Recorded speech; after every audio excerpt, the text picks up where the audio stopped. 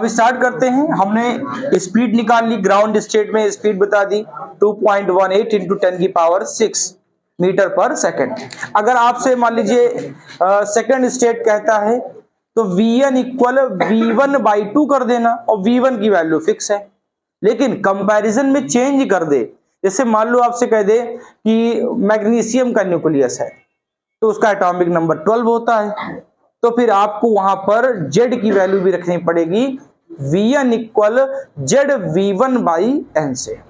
ठीक है, अभी टॉपिक कंप्लीट करने के बाद न्यूमेरिकल कराते हैं। फिर बेटा आ जाओ एनर्जी में आ जाते हैं। तो एनर्जी, और ये इंपॉर्टेंट इसलिए है क्योंकि बेटा सारे ट्रांसमिशन जितने भी इलेक्ट्रॉन के होते हैं वो एनर्जी की वजह से ही होते हैं। ध्यान सुनिएगा, एनर्जी क्या है बेटा, आपको पता है काइनेटिक एनर्जी सबसे पहले हम निकाल लेते हैं। काइनेटिक एनर्जी, तो बेटा काइनेटिक एनर्जी आपको मालूम बच्चा 12mv²। मैंने शुरुआत में ही रदरफोर्ड के मॉडल में लिखा दिया था आपको, अगर आपको याद हो रदरफोर्ड के मॉडल में लिखा दिया था कि हाफ और mv² किसके इक्वल होता है, kZe²/r। ये मैंने रदरफोर्ड के मॉडल में लिखाया था, जहां पर आपने लिखा था सेंट्रीपिटल फोर्स इक्वल होता है इलेक्ट्रोस्टैटिक फोर्स के। तो ये बेटा हमको k मिल गया। हम k को नहीं चेंज करेंगे, ये k इसलिए नहीं बदलना है क्योंकि इस k को यहां चेंज करोगे तो फॉर्मूला बड़ा हो जाएगा। ठीक है बेटा, पोटेंशियल एनर्जी U, और U क्या होता है k Q1 Q2/r with sign. तो U इक्वल k, Q1 है न्यूक्लियस Ze, Q2 है इलेक्ट्रॉन -e अपॉन बेटा r। तो U कितना मिल जाएगा -kZe²/r। ये हो गई बेटा पोटेंशियल एनर्जी, और ये हमको मिल गई काइनेटिक एनर्जी। ठीक है, अब इन दोनों का मैं रिलेशन भी आपको बता दूंगा, जरा इन्हीं अभी निकाल के देख लो बेटा। इस k और इस u में आपको कुछ ऐसा नहीं लग रहा है कि जो u है, जरा देखो इस पोर्शन की जगह -u लिख सकता हूं, तो क्या ऐसा नहीं कह सकता कि k इक्वल -u/2? तो क्या u इक्वल -2k? ये फॉर्मूला इंपॉर्टेंट है, बहुत शॉर्टकट से कभी कभी न्यूमेरिकल सॉल्व हो जाता है। u equal -2k। अब थोड़ा और दिमाग लगाओ, हमें नेट एनर्जी चाहिए बच्चा। नेट एनर्जी क्या होती है, E। और E क्या होता है बेटा, E को कहते हैं मैकेनिकल एनर्जी, कुछ लोग टोटल एनर्जी कहते हैं, नेट एनर्जी कहते हैं। तो E इक्वल होता है काइनेटिक प्लस पोटेंशियल। तो बेटा अगर सोचो इन दोनों को हम सॉल्व करें तो सब कुछ कॉमन है, kZe²/r कॉमन है बेटा। 1/2 में जब -1 करोगे तो कितना आएगा, -1/2। तो बताओ कितना आया, -1/2 kZe²/r। बात समझ गए, मैंने k प्लस u किया बेटा, kZe²/r कॉमन लिया, 1/2 में -1 करोगे तो बेटा आता है -1/2।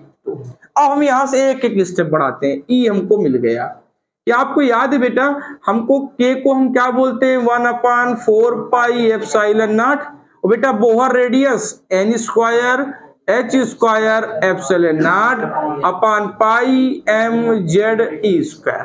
ठीक है, इन दोनों को बेटा हम इस फॉर्मूले में अप्लाई कर दें तो E इक्वल -1/2 इंटू 1/4πε0।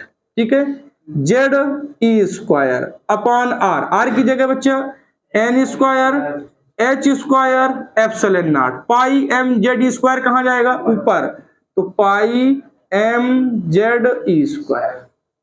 ठीक है, अब जरा चेंज करो, पाई से पाई कैंसिल, ε0 तो मिल जाएगा एक साथ, और कुछ कैंसिल और कुछ कैंसिल नहीं। तो बेटा E इक्वल -Z² e⁴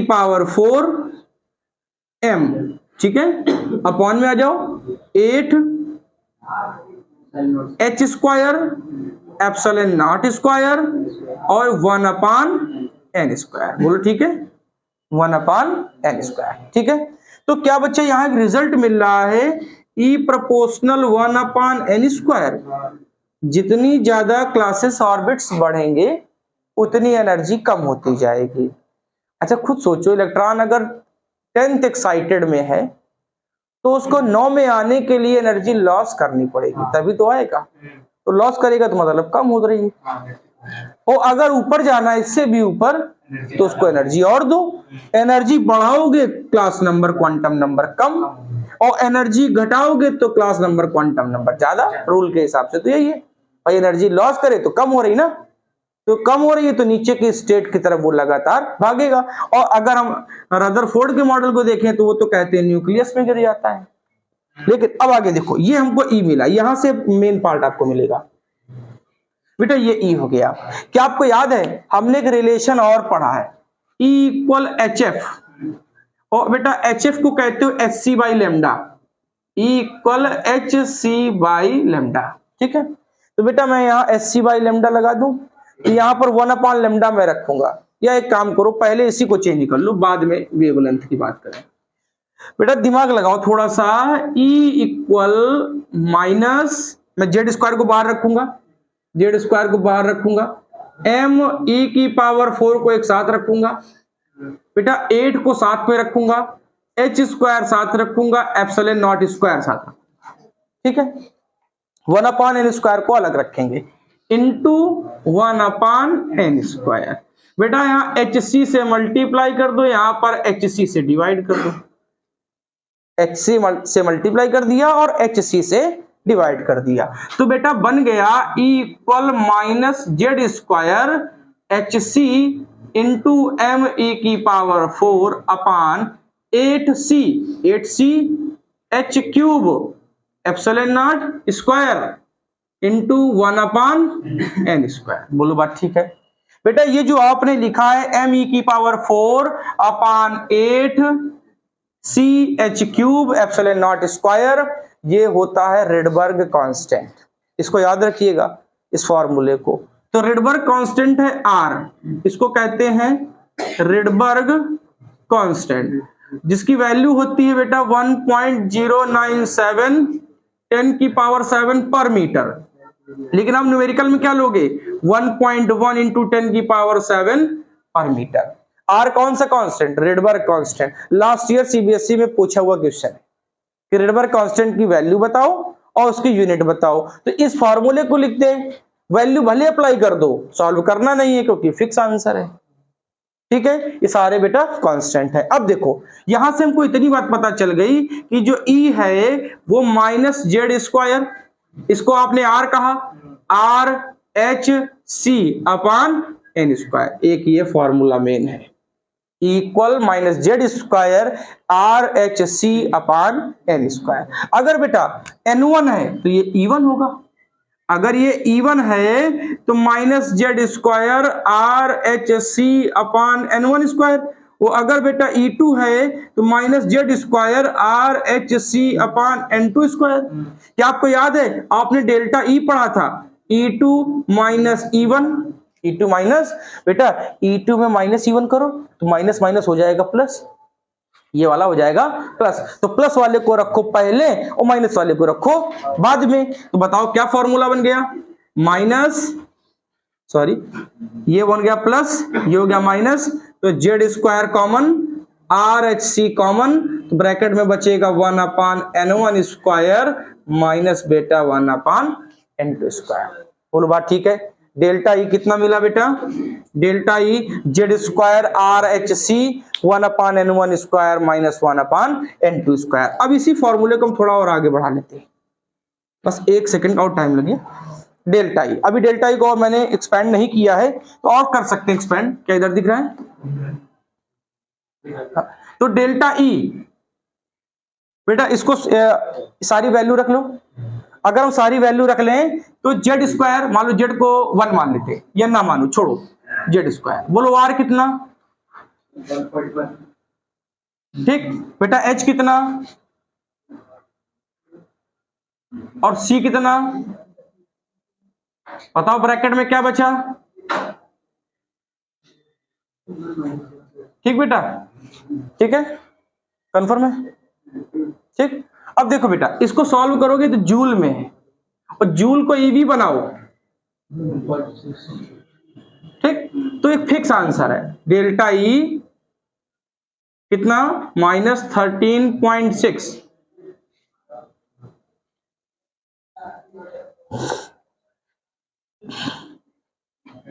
ठीक है।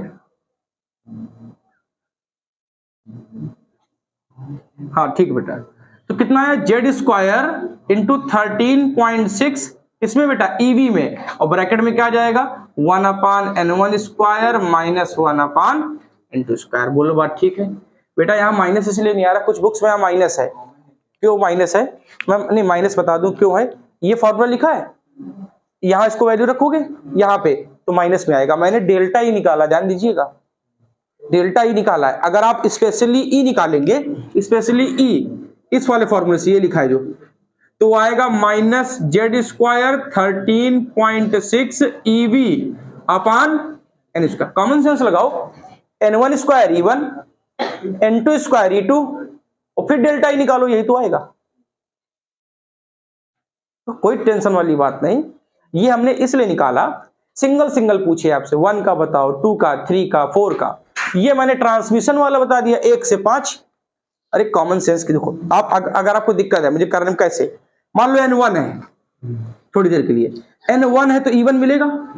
चलो मैं हाइड्रोजन एटम मान लेता हूं, एक बार एग्जांपल ले लेता हूं, हाइड्रोजन एटम बेटा n कितना 1, तो बताओ E1 कितना आएगा, शायद माइनस 13.6 बेटा। n अगर 2 तो बोलो E2 कितना आएगा, 2 2 जा 4, 4 3 जा 12, कितना बचा 1। डेल्टा ई बताओ, E2 माइनस E2 कितना, E1 कितना, माइनस माइनस 13 आंसर प्लस आया ना डेल्टा ई। मैं इतना बड़ा प्रोसेस ना करता, यहां पर 1 रखता, यहां पे 2 रखता, सीधे डेल्टा ई निकाल लेता। आप समझ गए। अगर आपको सिंगल ई से निकालना है कोई समस्या नहीं, आप निकालिए।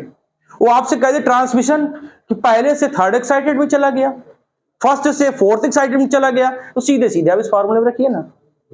जेड कितना 1 है, जेड कितना है 1 है। बोलो बात ठीक है। हाँ एक समस्या भी और, कंपटीशन की नजर से अगर देखो, अगर कंपटीशन की नजर से देखे, क्योंकि जेड में खेलता है कंपटीशन में, जेई हो चाहे नीट है, वो जेड को जरूर फंसा देता है, क्योंकि इसी से थोड़ा सा न्यूमेरिकल टफ बन जाता है। तो जेड का अगर ले ले तो जरा गौर करो, ईएन बहुत ध्यान से देखिएगा, ईएन ठीक। क्या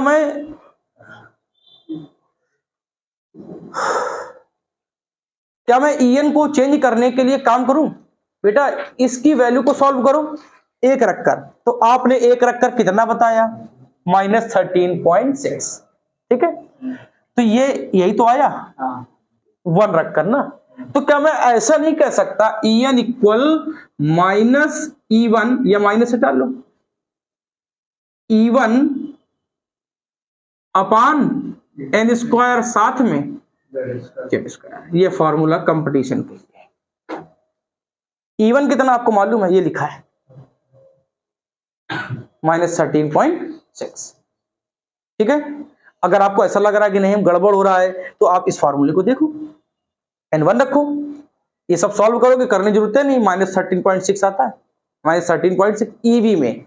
तो मैंने मान लिया कि माइनस 13.6 आया, ये लिखा है माइनस 13.6 आया, ठीक। इसको आपने क्या बोला, तो मैंने क्या किया आपके साथ, वही तो माइनस माइनस इसको दे दिया, और जेड स्क्वायर बचा, कितना बचा E1 बचा अपॉन में n स्क्वायर। तो En equal E1 into Z square upon n square, ठीक है। अब इसी फॉर्मूले को चेंज कर सकते हैं, लेकिन जगह का अभाव है, थोड़ा सा नोट कर लीजिए। अब देखिए आपको एनर्जी मिल गई, एनर्जी के लिए बहुत परेशान नहीं होना कि बहुत कौन कौन से फॉर्मूले हम याद करें।